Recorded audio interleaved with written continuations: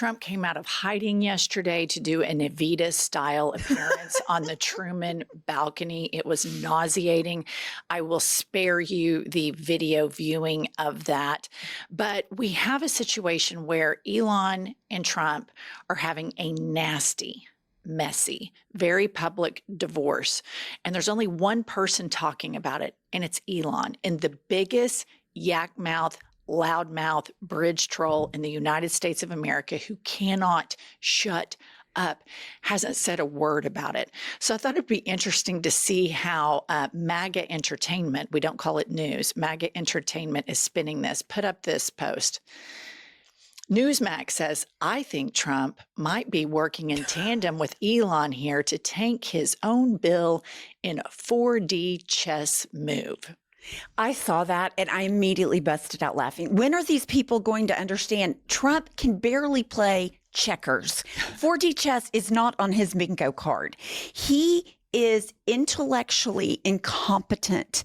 And this, to me, the silence is deafening on this whole thing. It completely is. So let me show you what Elon's up to on his uber loud global megaphone, formerly Twitter, now X, which is interestingly the name of his child. Pop up this first one. So Elon says this spending bill contains the largest increase in the debt ceiling in U.S. history. This is the debt slavery bill. Evan Loves Wharf responds, just want to be clear that Elon's problem is literally that it doesn't take away food and health care from enough people. I wish I was lying. So a couple points here. Number one, for him to compare that to slavery is intellectually dishonest and cruel.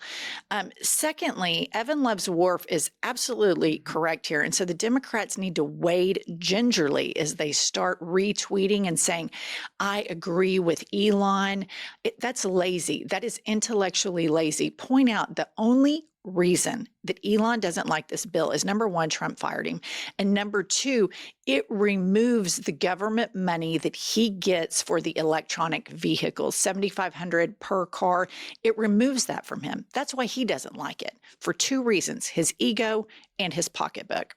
Well, it's so funny because when Elon Musk came on the scene, we were like, oh my gosh, there is a bigger titty baby than Trump that whines about what a victim he is. And now this is more Trump than Trump, going after Trump right after a breakup, throwing him under the bus, because that's what Trump does. When you stop giving him what he wants, he throws a hissy fit and starts throwing darts at you. Now Elon's doing it to him, and it's delicious. So I saw that guy, Harry, whatever, on CNN that does a bunch of polling, and it said within the Republican Party, Elon Musk has a 60-something plus approval rating, only beaten by Trump, who is about 10 points higher. So what's interesting about this is you're going to have a situation where these Republicans, these MAGA congressmen that have no conviction, no backbone, all they do is follow a leader. So are they going to follow the cult leader, Donald Trump, who is not a spring chicken, who can't say cryptologist, who drones on about Hannibal Lecter, or are they going to support Elon Musk, who can throw millions of dollars into their campaign? So that's going to be an interesting thing to play out. Put up the next tweet from Elon. Elon Musk, call your senator, call your congressman. Bankrupting America is not okay. Kill the bill. This is unbelievable that Trump hasn't responded. It surprises me zero that Elon is doing this. That is not surprising. It is so surprising that Trump can get on the internet and bash America, bash Americans, cannot bash Vladimir Putin, and cannot bash Elon Musk. It's very fascinating to me. Well, I think that the reason Trump is not going full bore on Elon is because Elon owns him and he knows it. And there's a part of Trump that is self-preservation more than unable to control his impulses. And he knows Elon can bury him because of all, in my opinion, illegal shit they did surrounding the election. So I think there is no other reason why somebody as big of a bully as Trump and as big of a titty baby would not be going after Elon. It's really fascinating. Okay, look at this, Congressman. This tweet cracked me up. Okay, so this is Thomas Massey, and he is a representative in the United States Congress. And he says, it's insincere for Speaker Johnson to insinuate Elon Musk is against the big, beautiful bill because it doesn't benefit his companies specifically. Musk is a true America First entrepreneur who could have had a much more comfortable existence and a higher net worth by sitting on the sidelines of politics. But he cares about this country, so he got involved. He knows if America collapses financially, we aren't making it to Mars. He's right. And then he goes on and on. But here's what I want to say that just fascinates me about this. MAGA is so easy to worship rich people. Mm-hmm. Like the fact that they're acting like Elon Musk is this huge sacrificer. Elon Musk's companies rely exclusively on the United States government.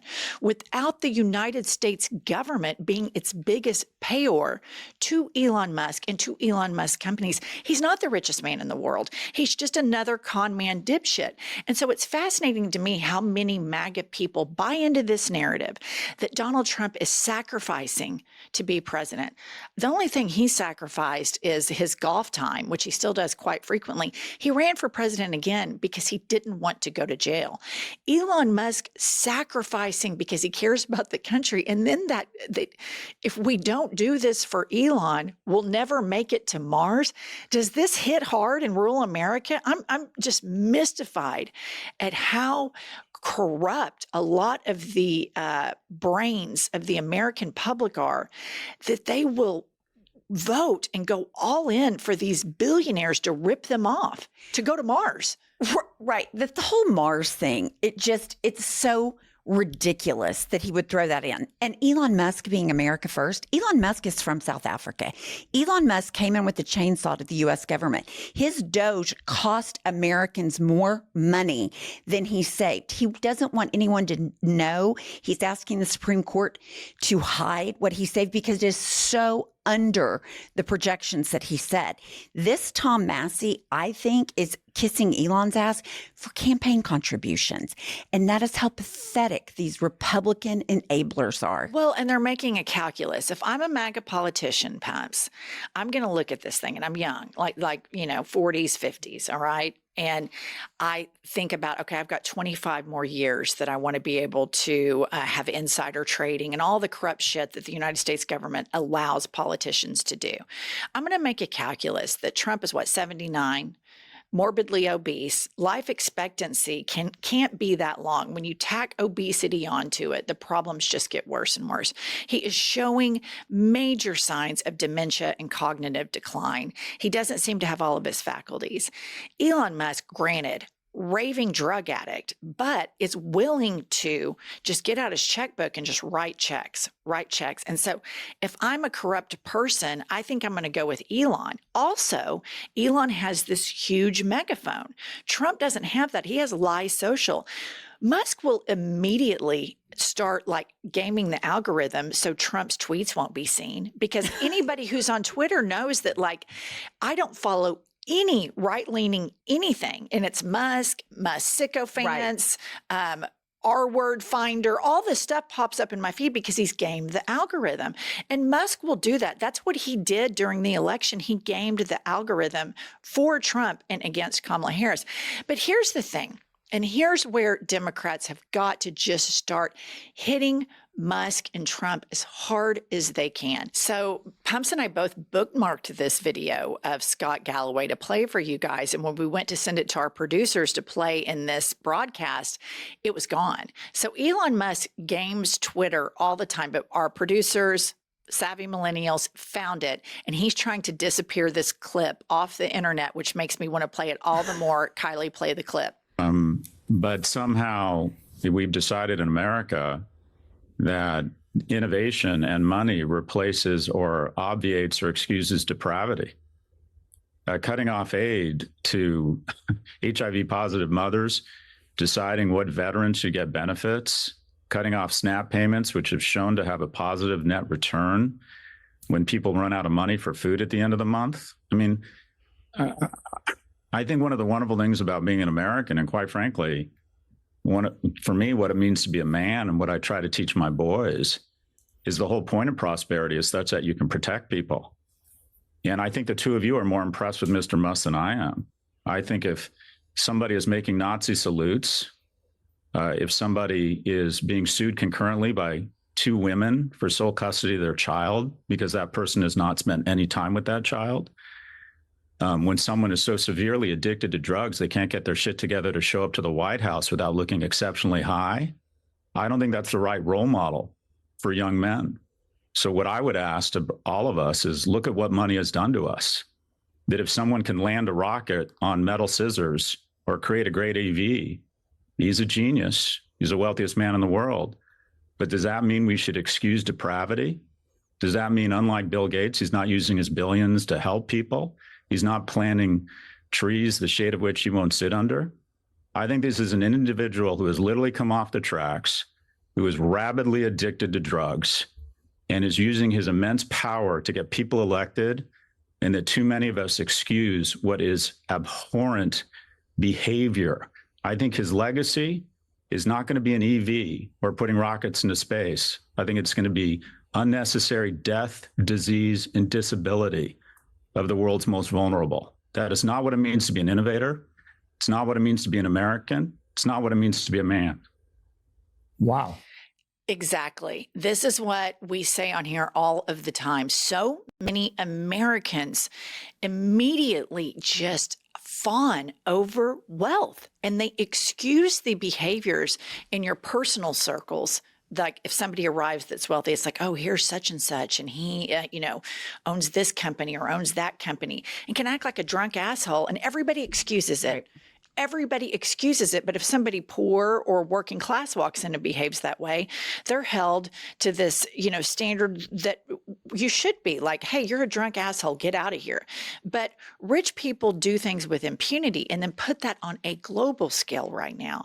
And nothing is showing the world how much Americans value wealth over the well-being of human beings as much as Elon Musk. And it also further exposes the evangelical Christianity base of MAGA, that they don't give a shit about any of the things that the central character of their book of worship does or says, because they vote for 3 times in a row Trump and his dipshit, drug addict, BFF, Elon Musk.